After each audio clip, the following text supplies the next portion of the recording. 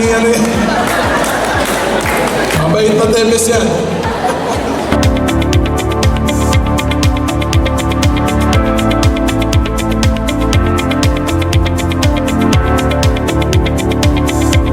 Welcome po kayo dito sa aming bayan namin.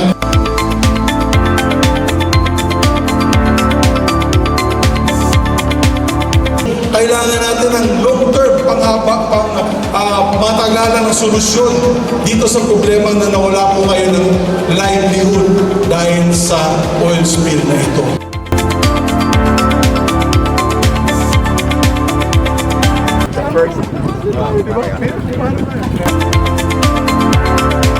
At dahil hindi pa tayo pwedeng mangisda, kailangan natin ng ayuda ng pamahalaan. At iyan ang dahilan kung bakit ang ating Senate President, Mig Zubiri, ay naririto.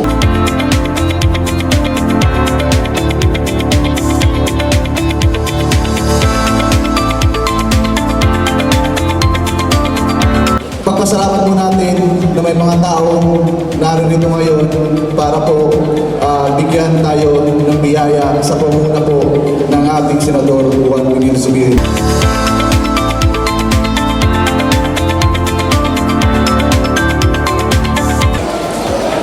Senador Zubiri, sa biyayang ibigay sa atin.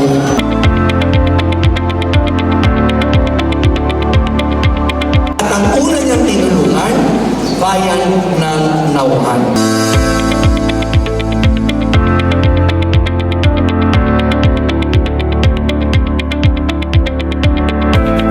Kinausap ko din po aking mga samahan sa Senado. Sabi ko sa kanila, mag-ambag-ambag na rin tayo kung anong meron po kayo dyan sa DSWD na AIX. Tulungan natin sila.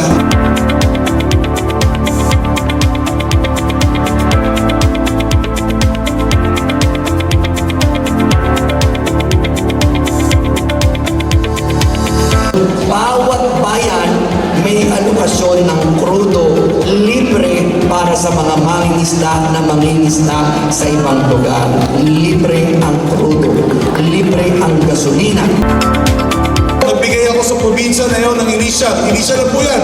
10 milyong piso, 10 milyon para sa AIX natin para tulungan ang ating mga pamilya na natamaan sa livelihood, na nawalan po kayo ng livelihood, lalo na sa mga mangingisda at mga coastal communities.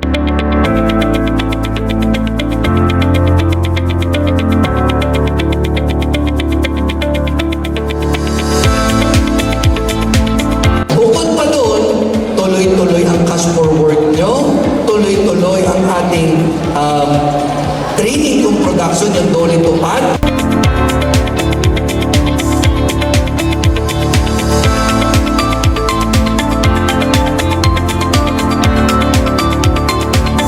Kaya ang pakiusap natin, makinig sa pamahalaan.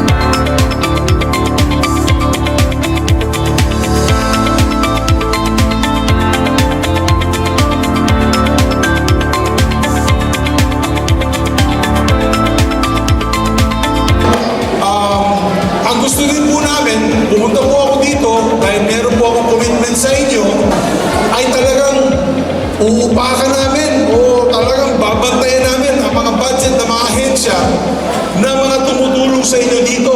Lalo na mga hindi tumutulong sa inyo ay talagang bibirahin namin ang budget nila. At sasabihin namin, bakit ba kami nagbibigyan ng budget sa inyo kung di naman kayo nag-action dyan sa Mindoro, lalo na sa oil spill.